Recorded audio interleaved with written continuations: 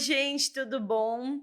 Mais um episódio do podcast Guia Empreendedor. Hoje estamos com o Dr. Solano, sócio do LBCA, Escritório de Advocacia aqui em São Paulo.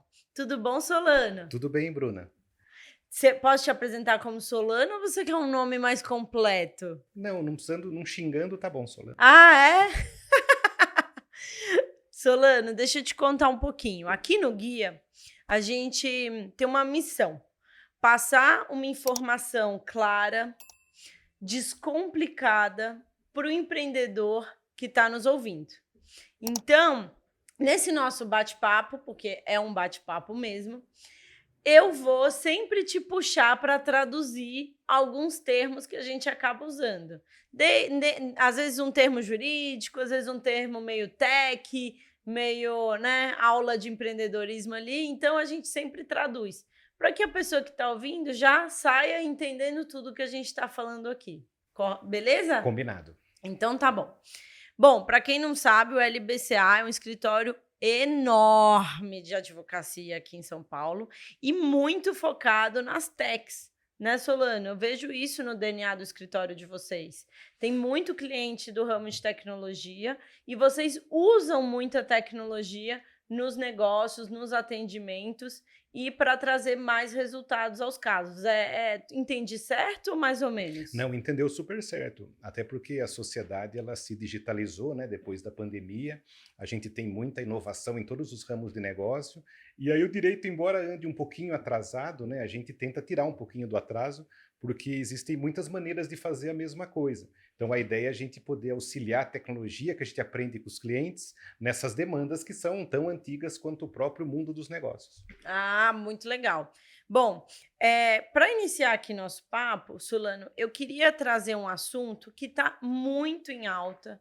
A gente sempre lê nas manchetes, lê nas redes sociais, porém poucas pessoas entendem do que se trata, que é a Lei Geral de Proteção de Dados, que abarca, né, todos os tamanhos de empresa, todos os ramos, segmentos, e poucas pessoas realmente sabem como lidar com essa Lei Geral de Proteção de Dados.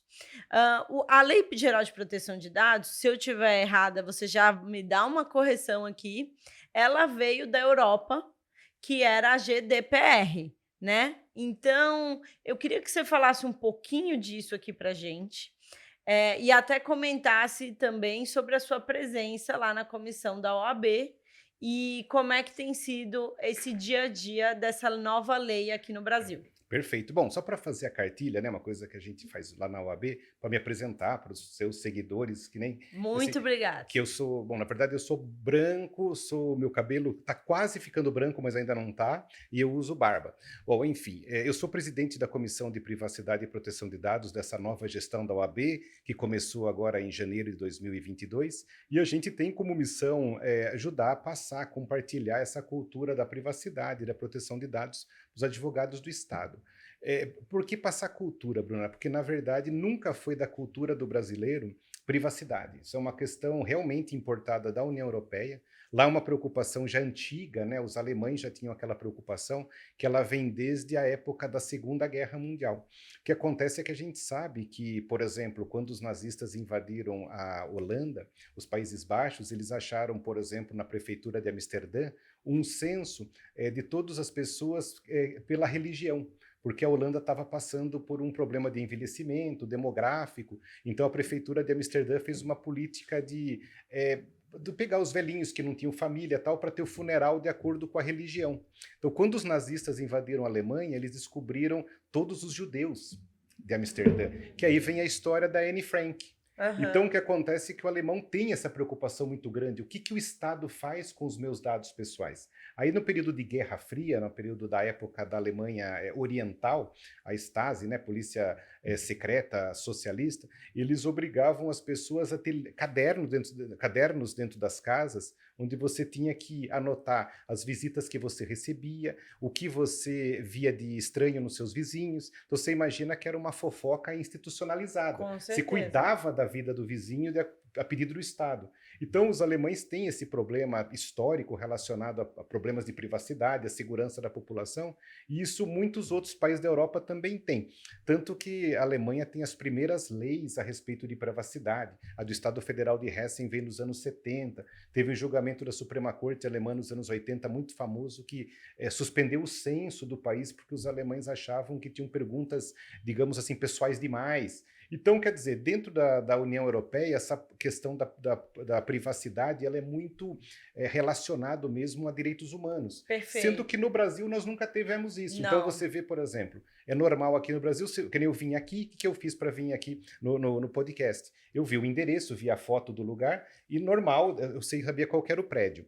Na Alemanha, 98% dos endereços está borrado a foto do prédio no Google Street View. Porque o Google permite que você borre. E lá na Alemanha eles acham que viola a privacidade. É só para dar um exemplo. Então você vê aqui, quando tem o carro do Google tirando fotos na rua, né, o Sim. Google Car para o Street View, as pessoas no Twitter comentam, o pessoal faz pose na frente para sair engraçado, né, na foto. Lá não. Porque aqui a cultura nossa é contrária, né? O pessoal não liga para a privacidade. Então você vai comprar um sapato no shopping, o pessoal fala assim, para fins de cadastro, você pode dar o seu e-mail, você pode dar o seu celular e a gente dá essa informação sem problema nenhum, sendo que você não precisa para comprar um sapato à vista. Então o que acontece é que quando a Europa lançou a GDPR, a União Europeia lançou a GDPR, no artigo 46 eles foram muito habilidosos. Eles colocaram uma coisa assim, qualquer negócio que capte dados no âmbito da União Europeia só pode tratar esses dados se você tiver numa jurisdição que proteja tanto a privacidade quanto nós aqui europeus. E aí o Brasil teve que correr fazer uma lei, como todos os outros países tiveram que correr para fazer uma lei. Porque você sabe, você é do ramo, dá para você prescindir do mercado da União Europeia? Não dá. Então eles conseguiram exportar a cultura deles de privacidade através dessa questão que foi muito de engenharia, foi uma questão de engenharia jurídica. E o Tá. Brasil importou a norma europeia sem que aqui tivesse a cultura. E aí o que aconteceu foi que a gente acabou primeiro postergando, né, a vigência da lei, fica para depois da Foi. pandemia, Passou, foi toda hora mudando a data de que é lançamento, o que eu né? brinco em sala de aula, parecido com o que o Brasil fez na época da abolição da escravatura. Nós tivemos assim, a Lei Eusébio de Queiroz, então assim, a Lei do Ventre Livre, a Lei do Sexagenário. Nós fomos chutando até que a abolição acontecesse com a Lei Áurea, o Brasil foi durante 20 anos chutando a escravidão para frente. Coisa que aconteceu aqui também com a LGPD. Então, como na época a gente tinha as leis para inglês ver, na época da escravidão, aqui nós tivemos a lei para alemão ver. Então, parecia que a gente tinha normas de proteção de dados, mas na verdade o que a gente fazia é chuta a sanção mais para frente, chuta a vigência mais para Uhum. frente, chuta a Autoridade Nacional de Proteção de Dados, que ela praticamente surgiu esse ano. Mas Sim. o que acontece é que não tem mais jeito, a lei está em vigor, nós temos uma autoridade nacional assim muito boa, técnica, presente, lançando as primeiras normativas, e a verdade é que a gente tem hoje esse arcabouço de proteção de dados e privacidade em vigor no Brasil todo, independente do tamanho das empresas, independente se é um órgão público ou privado, e todos nós agora em diante temos que mudar a nossa cultura.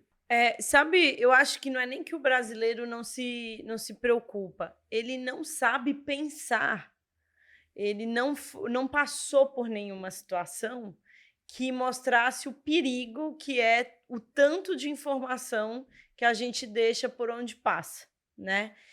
Então ele acha que tá ali: "Ah, beleza, só vai vir uma venda a mais, vão acessar, vão me mandar uma propaganda", porque ele não passou por nem nada sério até agora, né, que foi fortalecido através da informação. Por exemplo, para você vir ao podcast, você fez um cadastro na portaria do prédio. Se o Estado pega essa informação, ele sabe todo mundo que entrou e saiu aqui, com quem se reuniu e que horas, né? E aí ele mapeia o comportamento de certos encontros e vai, né, em uma situação de guerra, isso é uma vulnerabilidade muito grande. Então, o brasileiro não está acostumado porque ele ainda não sofreu de verdade de cima para baixo, uma sanção fortíssima em relação a deixar tantos dados por onde passa. Então, concordo com você quando você usa a palavra cultura, não tinha usado ainda, não tinha pensado, e estou entendendo assim que essa conversa que a gente está tendo, ela vai para um outro nível até de conscientização do público e do empreendedor, que é o possuidor dos dados, né, o possível possuidor, em relação ao poder que tem nas mãos dele e para ele tomar muito cuidado com isso, certo? Sem dúvida, porque vamos dizer assim, os pequenos negócios, os médios negócios, o ponto é que todo mundo hoje trata dados, né? Todo mundo, não precisa a empresa ser de tecnologia, todo mundo hoje em dia trata dados. E a verdade é que a lei, né, ela é muito severa. O que acontece se a gente fizer um mau tratamento de dados? Esse é o ponto. A gente pode ser autuado, ter que pagar multa, a gente pode ser proibido de utilizar os dados, mas sem contar que a Lei Geral de Proteção de Dados ela é linkada com o macrosistema de proteção e defesa do consumidor, o que significa que a pessoa que se achar de alguma forma maltratada no sentido de sua privacidade, ela pode ir no PROCON, ela pode entrar com um processo no juizado especial, ela pode ir na promotoria. Então, é caro. A verdade é a seguinte, a gente pode achar que é exagerada, mas o ponto é que o não cumprimento, ele pode ser muito prejudicial. Então, ele é muito parecido quando veio o Código de Defesa do Consumidor, que teve gente que pensava assim, será que vai colar? Será que não vai colar? Ou quando veio a lei ambiental. Ah, será que tem problema? Eu sempre joguei meu resíduo ali no rio, por exemplo. E todo mundo sabe o que acontece, né? Tem Sim. gente que vai preso, às vezes, por cortar árvore. Ixi, E tem outras questões. Então, assim, mata a mãe, mas não corta a árvore. exatamente. Então tem questão assim, até por prender o cachorro na coleira, não tem uns casos desses, né? Tem. Só tem medo da Luísa Mel, mas também tem questão da multa. Então o ponto é, hoje em dia a Lei Geral de Proteção de Dados pode ser um grande problema. É o que a gente sempre fala para os clientes, isso vale principalmente para os pequenos e médios, né? A gente usa um termo que vem lá da Europa, que é o Privacy by Design. O que é o Privacy by Design? Quando eu montar um negócio, eu tenho que levar em conta, assim como eu levo a segurança do trabalho, eu levo a questão ambiental, eu tenho que levar a questão do tratamento de dados. Então, por Tá. exemplo, teve um cliente logo no começo, quando a lei estava sendo discutida, um rapaz novo chegou para a gente no escritório dizendo que estava com uma startup, que eu achei muito interessante. A startup dele era o seguinte, ele iria vender um software no bar, em que o software iria ser instalado no computador em que o sujeito fazia lá as comandas, Sim, tirar o o pedido. PDV ali. Isso, o PDV. E aí, conforme ele ia vendendo cerveja, o software sabia, né, pelo consumo, o estoque dele, comprava mais cerveja direto do distribuidor. Olha que coisa boa. Mas qual que era a ideia do sujeito? É poder vender essa informação para os fornecedores de cerveja. E eu falei, mas você não pode fazer isso. Porque é uma informação que você vai ter junto, assim, o que a pessoa consumiu pelo CPF e pelo cartão de crédito. Tá. E sem contar que você tem um problema concorrencial. Então, você vai mandar o consumo da cerveja da Ambev para o outro competidor. Então, você vê que não houve, no ele desenhar o produto e desenvolver, um pensamento na privacidade. Sim. Então, numa certa forma, infelizmente, uma coisa que nenhum advogado gosta de fazer é atrapalhar o negócio do sujeito. E falar, olha, você tem que tomar cuidado. Ele teve que redesenhar o negócio, porque não foi feito o privacy by design, ou seja, não desenhou o fluxo de trabalho pensando que a privacidade dos clientes era um valor. Perfeito. Vamos pegar esse exemplo que você deu, que foi maravilhoso. O cara está começando uma startup e, né, no desenho do produto dele, ele capta dados sensíveis, né, de CPF e linka isso com o consumo da pessoa. Ao receber ali a sua orientação de que, ó, não vai por esse caminho, você vai enfrentar barreiras jurídicas, não é legal, etc e tal, e até barreiras morais, né, eu entendo. Qual que é a saída? Como que ele pode repensar nesse exemplo específico? Então uma coisa muito importante para o empresário que estiver começando, ou que tiver, assim, é difícil não trabalhar com dados pessoais, vai quase sempre trabalhar. Ele tem que ter uma preocupação que é semelhante à segurança do trabalho, semelhante a questões ambientais. Ele vai ter que pensar em 3 pontos, no que diz respeito à privacidade e à proteção de dados. O primeiro ponto é qual é o fluxo dos dados que ele coleta, que ele trata. Porque quando você pega a lei e vê o que é tratamento de dados pode ser qualquer coisa. Você olhar para o dado, você está tratando. Você coletar, você escrever, você armazenar, você está tratando dados. Então, se for um caso de um restaurante, né? Tá. O restaurante ele não tem só dados dos clientes, porque quando ele pega e emite uma nota fiscal com CPF para o sujeito, ele tem aquela segunda via, ele tem um dado que ele está tratando, mas ele tem o dado dos próprios funcionários. Ele tem os dados, por exemplo, dos cozinheiros, dos garçons. Então, ele trata dados, quer seja dos clientes, quer seja dos próprios funcionários. Aonde esses dados são armazenados? São dados que não podem ser utilizados para qualquer coisa, ele tem que ver se a utilização vai ser só para fins fiscais ou se ele vai mandar um telemarketing. Então ele tem que tratar os dados, eu brinco assim, como se fosse um bebezinho. A lei, que agora virou até um dos incisos do artigo 5º da Constituição, né? Desde fevereiro de 2022, está lá como um dos direitos fundamentais do Brasil, a proteção dos dados. Então assim, quando eu passo meu dado pessoal para você, é como se eu passasse o meu bebezinho para você tomar conta. E a Tá. gente não vê dado pessoal como um bebezinho, você vê o dado pessoal como alguma Como um coisa, mercado. é Opa! uma ferramenta. E É. de fato é uma ferramenta mesmo, só que é uma ferramenta agora viva, uma ferramenta que respira, é uma ferramenta que se eu não tomar cuidado eu posso ser penalizado. Então o jovem empresário, o empresário que está começando, ele tem que dar o mesmo grau de importância para esses assuntos dos dados, aonde ele... Então o que ele faz com as fichas dos funcionários, o que ele faz com os currículos, o que ele faz com a folha de pagamento, quem tem acesso. Então, por exemplo, quem tem acesso é só quem necessariamente precisa ter acesso ou está aberto para qualquer um. Pode chegar lá e tirar uma foto e fazer alguma coisa, ou fazer uma mala direta, invadir a privacidade dos outros, ou eventualmente até cometer atos ilícitos. Porque às vezes eu tenho os dados coletados de cartão de crédito Sim, no sim. e-commerce. Então, assim, o brasileiro, infelizmente, ele é uma das maiores vítimas em 2022 das fraudes envolvendo circulação indevida de dados. Então tem tantos golpes que a gente vê por aí. Então assim, da onde vem o golpe do Pix? Da onde vem o golpe do amigo no WhatsApp que está sem dinheiro para fazer um pagamento? Aonde vem o golpe do falso boleto? Aonde vem o golpe da ligação telefônica que o sujeito fala que vai mandar um código para eu falar a resposta? Da onde vem o golpe do motoqueiro vir buscar meu cartão de crédito em casa? São tantos golpes que todo mundo sabe, e isso só se originou porque o dado daquela pessoa foi vazado antes. Nossa, perfeito. E aí, da onde são vazados os dados? Os grandes mega vazamentos, não são nem grandes, são mega vazamentos que se tem notícia em 2021, 2020 e 2022, no Brasil, que são dos maiores do mundo, todos vieram de órgãos públicos. Então você teve mega vazamentos do Ministério da Saúde, você teve mega vazamentos de tribunais, né? A gente participou de um, Sim. não como atores, na verdade, mas assim como vítimas, né? E aí, Bruna, você vê, o grande problema é que esses dados na mão de golpistas acabam se tornando o golpe do Pix, o golpe do Sim. motoqueiro, o golpe do cartão de crédito, enfim. E é por isso que a gente tem que tomar cuidado, porque eu posso ser considerado culpado por algum golpe que algum cliente meu tome. Tá. Você imagina isso, né? A gente tem um negócio pequeno, está começando, eu recebo uma reclamação do PROCON, do Ministério Público, da Autoridade Nacional, dizendo que pela minha falta de zelo nos dados pessoais, algum cliente foi vítima de um golpe virtual, por exemplo. Eu tenho que provar que eu tenho, aqui o tripé que eu estava comentando. Primeiro, assim, eu tenho que ter um mapeamento dos processos, né, dos dados que tem na minha organização.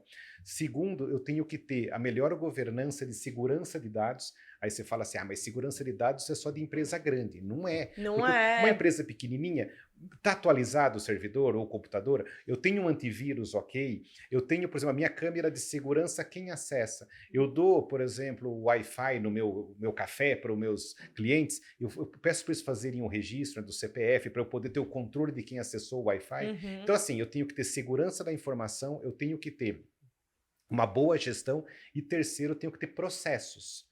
Que processo não é do advogado ali no fórum, é processo mesmo de fluxo de trabalho. De governança De mesmo, governança. né? Perfeito. Isso envolve empresas de qualquer tamanho. Solano, e naquele exemplo da startup, né, que fez um negócio brilhante de você antecipar ali uma compra de estoque conforme o consumo. Pensando que ele tinha ali alguns pontos que violam a proteção de dados, o que ele pode deixar de lado e continuar tendo negócio? Nesse exemplo específico, ele desvincula a CPF, ele desvincula o nome do cliente, manda só...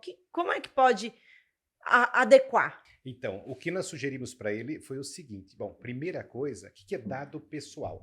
Dado pessoal é todo aquele dado que identifique a pessoa. Então tem gente que acha que é só nome, RG, CPF, mas não necessariamente. Pode ser uma biometria, por exemplo, pode ser uma filmagem, pode ser até um mapeamento genético. Não sei se você já fez esses mapeamentos Não fiz, mas genéticos. já vi. Eu fiz e é incrível. Então, assim, tem muita coisa que identifica a pessoa que ainda até nem foi criada e que a tecnologia vai acabar desenvolvendo. O que nós tivemos que fazer, foi a sugestão que eu dei para ele, é desvincular os dados dos clientes que ele poderia coletar ali do computador que cuidava do faturamento e anonimizasse o dado. Então, por exemplo, uma forma que ele vinculava a pessoa era o CPF e o nome. Então, o nome a gente sugeriu que ele tirasse do banco de dados do produto dele e o CPF ele cortasse os 6 primeiros dígitos. Aí, com isso, ele tinha o consumo, ele sabia que uma pessoa foi lá, comprou, gastou tanto em bebidas, do horário X ao horário Y, que esse era a beleza do negócio dele. Sim. Ele sabia que o produto, sei lá, cerveja X, vendia tantos por cento a Em mais. tal hora. Esse era o lance dele, né? Então, em vez da pessoa ter um estoque grande, ele ia ter um estoque de acordo com o padrão de consumo do estabelecimento, sem identificar, sem expor o cliente. Foi uma Perfeito. forma que a gente conseguiu evitar. E também a gente não fazer o contrato dele com os fornecedores, de que ele tivesse uma boa proteção para evitar concorrência desleal. Ou seja, dar dados de um fornecedor A para o fornecedor B. Ok. Legal. Então, eu acho que a gente conclui aqui que o seu negócio ele não vai ser paralisado pela lei, pela LGPD, não.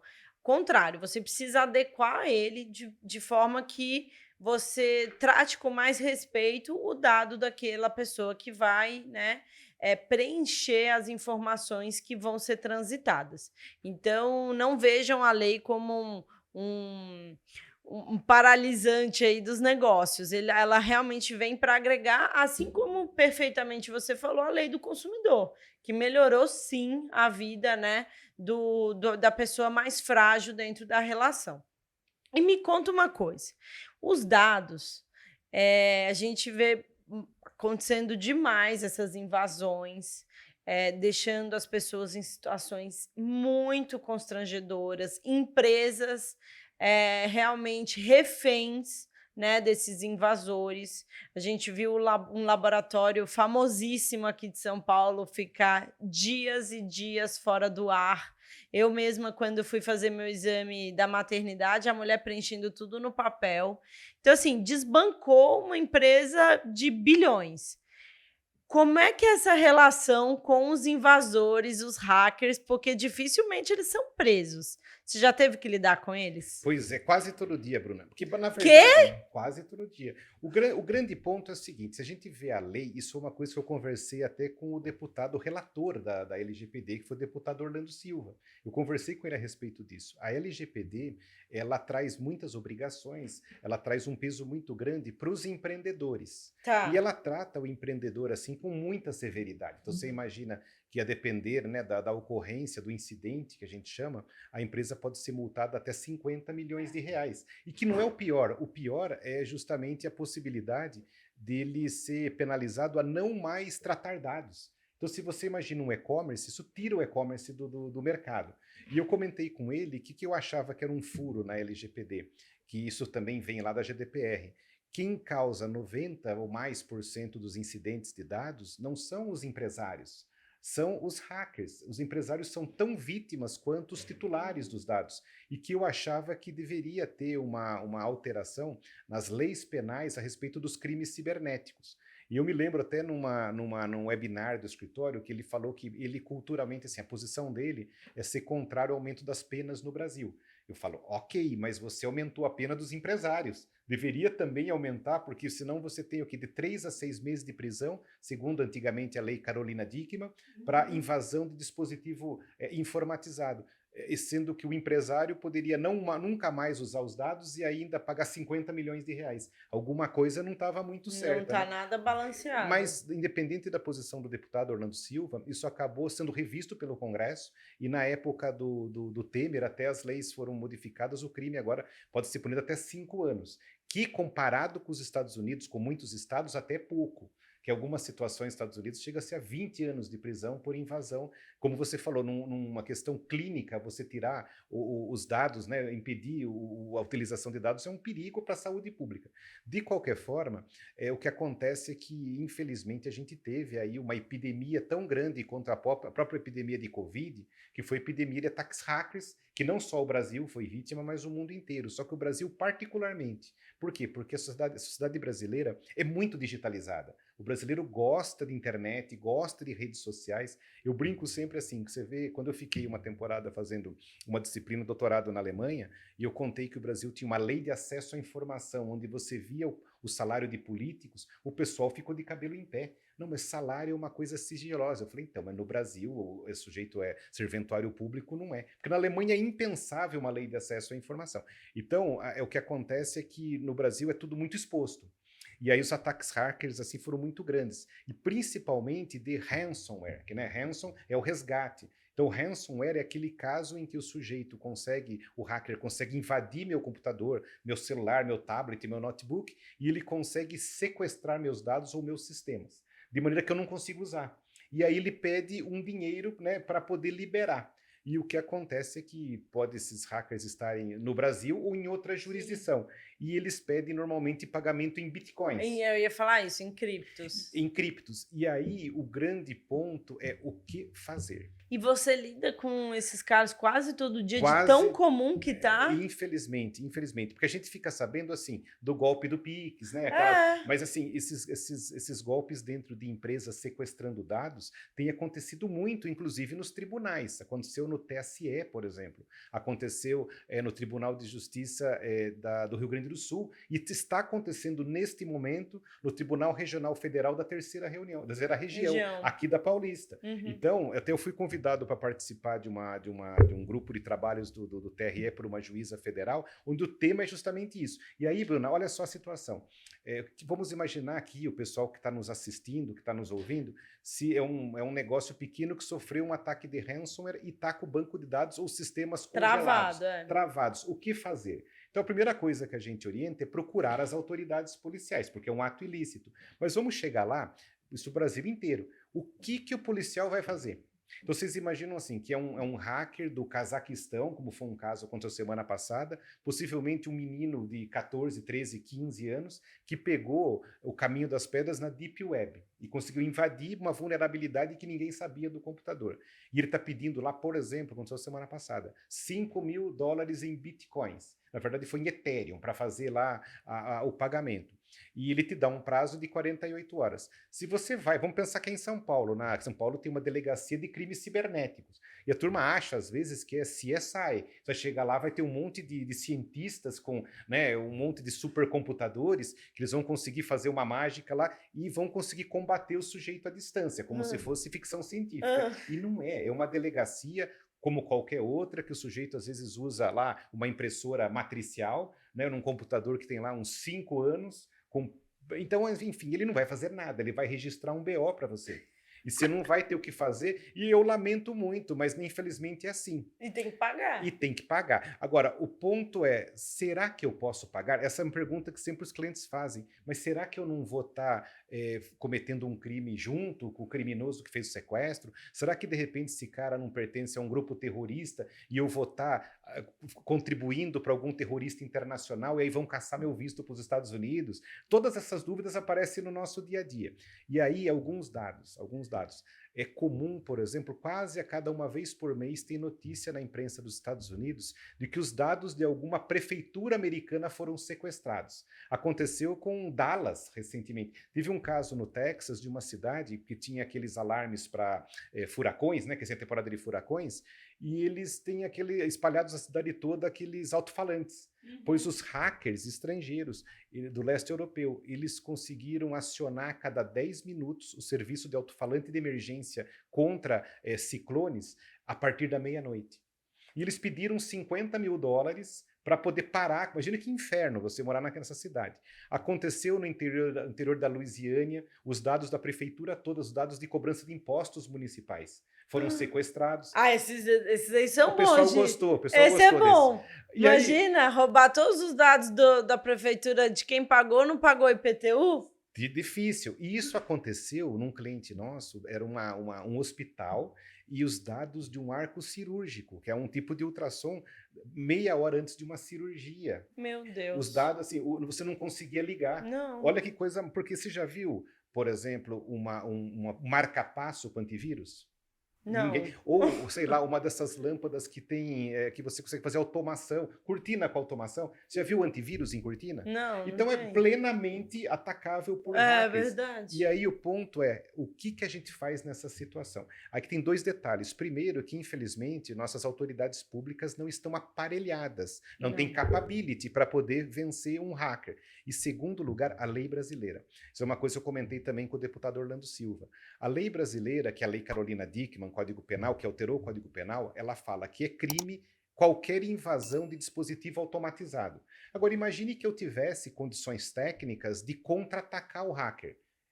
Eu estaria cometendo o mesmo crime que ele. Sim. Então, no Brasil, o contra-ataque é crime. Ele é crime, Coisa que não entendi. é na Suíça, coisa que não é na França. Então, é um ponto, por exemplo, na França, recentemente, isso há uns 3 anos, a polícia francesa descobriu que hackers do Marrocos tinham feito 400 ou 500 servidores de Paris zumbis. Ou seja, em segundo plano, esses servidores estavam minerando criptomoedas. Sim. E aí o que aconteceu? A Gendarmerie, a Polícia Metropolitana de Paris, contra-atacou, e eles pegaram o servidor de internet lá de Marrakech e derrubaram, deixando Marrakech sem internet inteira. Se discute no direito internacional se isso não foi exagerado, mas eles acabaram com o problema dos zumbis.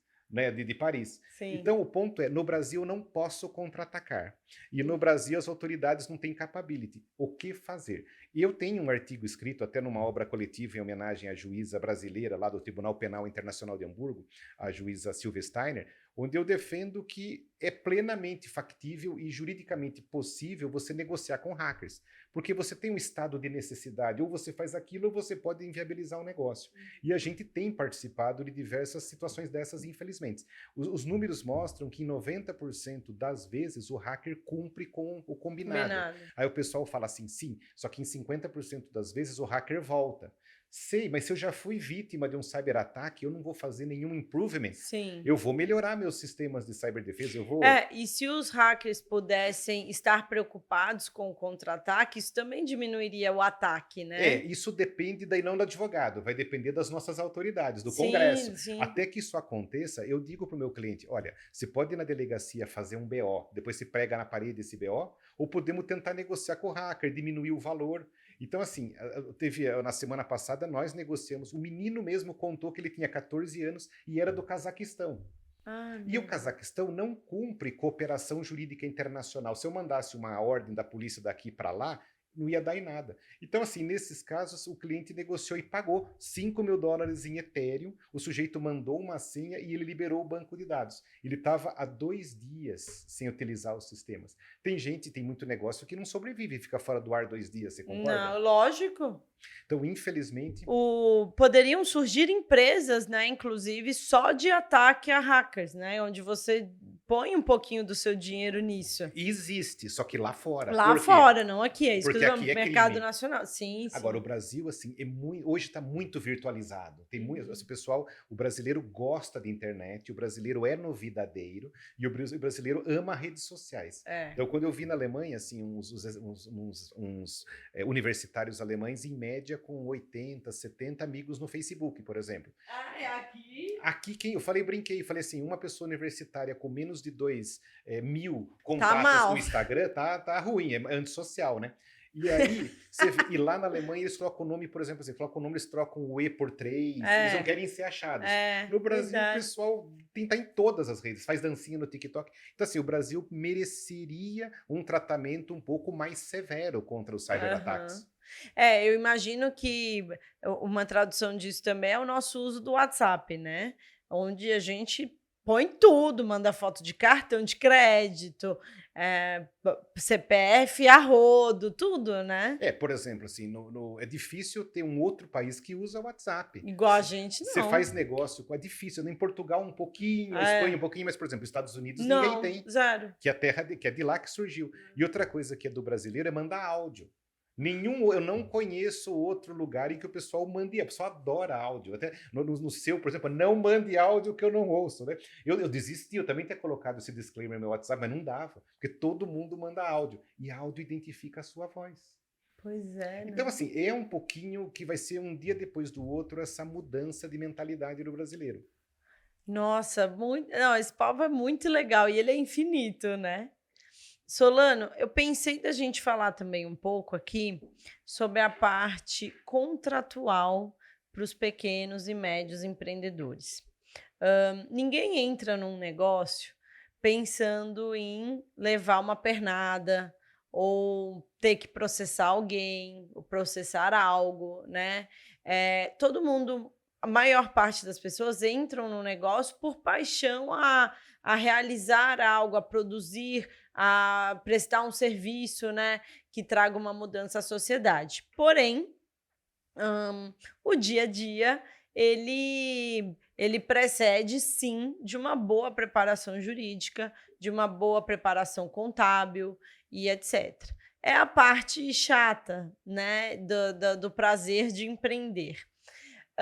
Que você acha que são os pontos iniciais da vida do empreendedor, né? Se ele precisa ir por esse caminho de, às vezes, fazer uma sociedade, né? Um contrato com um fornecedor. O que são umas cláusulas básicas desses contratos? Eu sei que é uma pergunta muito genérica. Eu sei que para cada uma desses itens que eu te comentei tem um rol de coisas importantes dentro. Mas o que você conseguiria destacar para as pessoas ficarem atentas no dia a dia? Olha, eu diria o seguinte: o Brasil, sem dúvida, é a terra das oportunidades, né? Nós temos ainda uma classe média que vai consumir muito mais do que consome. A gente tem ainda muita gente que não está no mercado de consumo. Então, eu costumo falar que existem muitas oportunidades. Por outro lado, o Brasil é um lugar muito hostil para erros. Então, os pequenos erros, às vezes, eles podem ser catastróficos. Então, eu vou dividir em três, os três erros mais comuns que a gente vê para quem está começando. O primeiro é a informalidade. A informalidade é um problema, é um risco gigantesco, porque ele pode inviabilizar o negócio. Que informalidade é essa? Primeiro é com relação aos colaboradores. Então, aquela história assim, eu vou contratar você, mas eu vou registrar depois. E se registrar depois é um problema, porque assim, os colaboradores podem no começo ser amigos, estarem próximos, mas infelizmente é muito fácil entrar com uma ação trabalhista no Brasil. Praticamente não precisa nem de advogado. Pode a pessoa até ir no fórum, que o pessoal do fórum vai coletar os dados dele e aquilo vai virar uma ação trabalhista. E as ações trabalhistas é muito difícil quem não tenha que pagar alguma coisa. Você sabe como funciona e principalmente você vai começar já gastando com advogado, em algum momento vai ter que pagar essa conta. E elas transitam muito rápido, Hoje né, em dia, Solano? muito rápido, tudo informatizado. Então, assim, tomar cuidado com a informalidade, porque hoje em dia as pessoas sabem dos direitos dela. Então, assim, aquela questão de controle de ponto, aquela questão com relação ao trabalho que a pessoa presta e aquilo que ela faz, a atraso no pagamento. Então tem que tomar cuidado porque isso pode virar uma bola de neve assim imensa.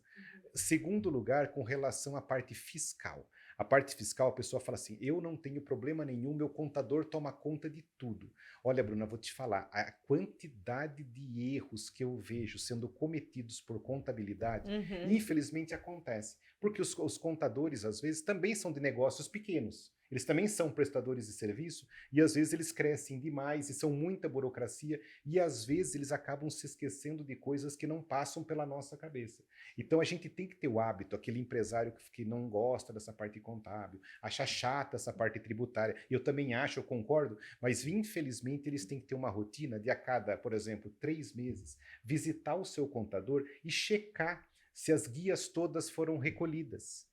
Porque às vezes o que acontece? Você tem o costume de só pagar a guia quando o contador avisa. Aham. Só que quantas e quantas vezes eu não sei, né? Nós já não ouvimos história de contador que às vezes esquece de pagar as guias básicas, aquelas contribuições Eu já ouvi isso acessórias. mesmo. Então isso infelizmente acontece e também é uma bola de neve, porque essas contas depois elas são corrigidas pela Selic. E Sim. quanto menos você espera, você tomou uma execução fiscal. Eles falam, mas como execução fiscal? Não estou devendo nada. E aí o que acontece? Para O aqueles... Bona acabou de fazer o sinal de paz, que é esse sinal aqui, ó. Falou, aconteceu comigo. Então, não pode ser o contador, gente, ele é um prestador como outro qualquer, que às vezes acaba cometendo algum deslize, só que a diferença é que quem paga a conta somos nós. Sim, O com pessoal fala, certeza. eu vou cobrar do contador. O contador é Vai uma lá. obrigação meio, não uma obrigação fim. Então, gente, a cada 3 meses vai no contador e pede para conferir junto. E se pegar alguma coisa atrasada, corra recolher ou corra parcelar. Então, esse é o segundo aspecto, que é a parte fiscal. E o terceiro e último, que eu acho que fecha o tripé, que é o que você começou falando, é a parte dos contratos. Então, ninguém nasce sabendo ler contrato, escrever contrato, mas é aquela história. A pessoa que tem um negócio tem que entender tudo que assina. Não pode assinar sem ler, tem que tomar cuidado. E aqui a gente tem que lembrar, isso vale para os nossos clientes e vale para os nossos fornecedores. Então, o que acontece? Hoje em dia, a gente tem que tomar cuidado com a inadimplência.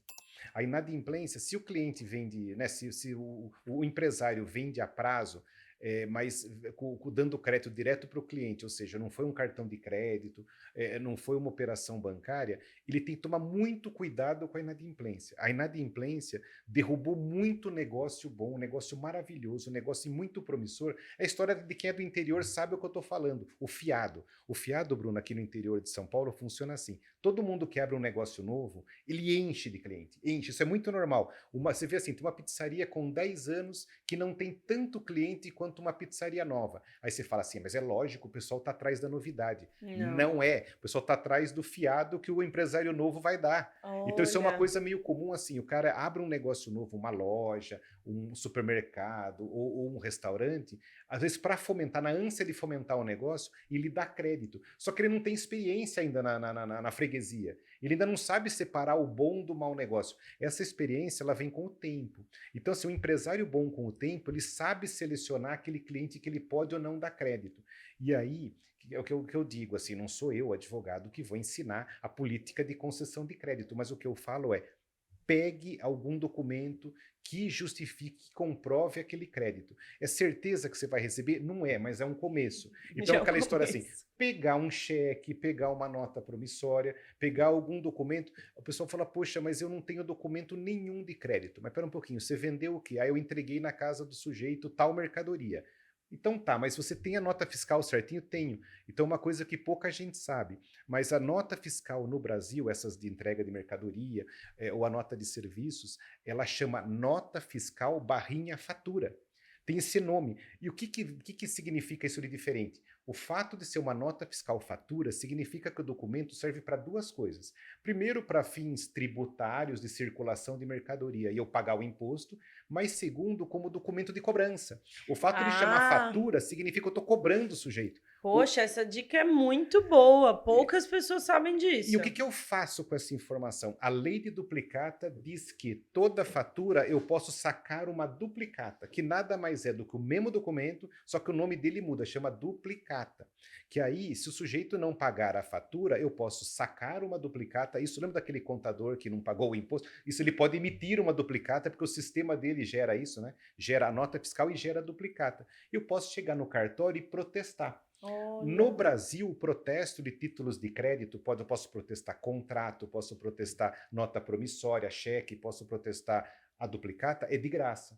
Então, não cobra, não paga nada o empresário que tiver algum documento de crédito para cobrar lá. A única coisa é que a dívida tem que ser certinho, bem documentada. E aí, quem é que paga o cartório? O devedor. Então, o devedor que tiver uma dívida protestada, para limpar o nome, ele paga o valor mais a taxa do cartório. Não, e dever para cartório é horrível. Porque você com o nome sujo. Então, assim, algumas coisas que são importantes, assim, que eu acho, assim, na parte de crédito. Não fazer nada, claro, você não pode mandar como antigamente o pessoal fazia aqui em São Paulo, Bruno. O pessoal contratava os cobradores que iam vestido de terno amarelo e ficavam parados na porta da casa do sujeito. Hoje em dia, com o Código de Defesa do Consumidor, não posso mais fazer isso, né? Porque é uma cobrança vexatória. Então, o que você pode fazer é, por exemplo, levar o nome do sujeito para o rol de inadimplentes. Se o sujeito estiver devendo para todo mundo, não vai ser a sua cobrança. Mas, às vezes, a sua cobrança incomoda e aí ele é obrigado, para limpar o nome, te pagar. Gente, eu não sabia dessa do terno amarelo. Isso até os anos 70 era meio comum aqui em São Paulo, às vezes acontecia. E uma outra questão que eu acho importante, assim, mesmo falando para o nosso ouvinte, que são empreendedores, né, que estão começando, todo mundo está sujeito na vida a um soluço, é da natureza do Com empresário. A gente certeza. tem passado por períodos muito difíceis, muito complicados por conta da pandemia, economia, tivemos guerra, pandemia, foi um período muito difícil que o brasileiro passou e muitos negócios tiveram aí a sua dificuldade. E aí eu quero trazer uma novidade, que é uma lei novíssima que saiu agora recentemente, que é a lei do superendividamento. Então, assim, a pessoa que tiver muito endividada, às vezes com banco, a pessoa física que tiver com problemas, ela pode tentar fazer uma negociação coletiva judicial. Então, todas as dívidas oriundas de consumo, né, as de consumo, a pessoa pode levar lá para o juiz, provando o que ele ganha, e o juiz vai separar aquilo que é imprescindível para a vida dele. Aquilo que sobra, o juiz faz todos os credores aceitarem. Ou aceitam ou aceitam, não tem uma segunda chance. E para os empreendedores, tem a lei de recuperação judicial para as pequenas e médias empresas. Era isso que eu ia te perguntar. Qual é a diferença dessa lei de recuperação judicial para essa que você falou Do que é novíssima? superendividamento. Então, a do superendividamento vale para o consumidor. E a lei da recuperação judicial para o empresário. Só que aí tem a lei ela se divide para o empresário grande e para os empresários Entendi, pequenos e entendi. médios. Então, a dos empresários pequenos e médios é uma recuperação judicial mais simples, onde ele basicamente pega todo o passivo menos o fiscal, né? Mas entra o trabalhista, entra o banco, entra os outros, e divide em 12 vezes. Entendi. Que pode ser o fôlego que o empresário precisa Com muitas certeza, vezes. com E certeza. quando você entra com uma ação de recuperação judicial, normalmente, considerando o risco de perder, você consegue bons descontos ou boas negociações. Uhum. Então, o que eu digo é que você tem que estar olhando as oportunidades, não só, às vezes, de negócio, mas as oportunidades que diz respeito a refis, reparcelamento fiscal, ou também, às vezes, reparcelamento com banco, com fornecedores. É basicamente isso. Com certeza, é inerente à vida do empreendedor e da jornada do crescimento, estar atento a essas oportunidades, né, do Estado, do mercado financeiro também, essas empresas que fornecem uma antecipação de recebíveis, etc., porque é quase impossível a sua jornada ser totalmente reta, né? Ela vai ser sinuosa, cheia de desafios, cheias de questões do acaso mesmo que vão acontecer. Ninguém previu uma pandemia, né? Quem tinha loja no shopping, que era a coisa mais garantida de movimento do mundo, se surpreendeu. Então, assim, o endividamento ele é inerente à jornada empreendedora. Não deixem de começar isso, uma empreitada empreendedora com esse medo. Existem os remédios para isso, né? E assim como também para a parte contratual. Solano, eu quero te agradecer. Passou super rápido. Eu adoro ouvir você. Você tem muito conhecimento. Eu não sei como você sabe tanto. É impressionante. Obrigada mesmo. Você gostaria de fazer considerações finais? Só a última consideração, Bruna, para uma próxima conversa, Oba! o sócio, as relações entre Isso é sócios. super importante. Vamos falar um dia só Eu disso? acho importante Eu também. também. Era isso. E Também agradecer a acho. oportunidade, me colocar à disposição e empreendam, porque o Brasil tem muitas oportunidades e temos que melhorar, né, Bruna? Porque já Tem. estava ruim até hoje, só precisamos melhorar. Não, mas tá melhorando. Ó, já até pensei aqui, a gente tem que falar de MOU, contrato social, nananã. Putz, que legal. Obrigada, gente. Obrigada mais uma vez. Obrigada, Solano. E até a próxima.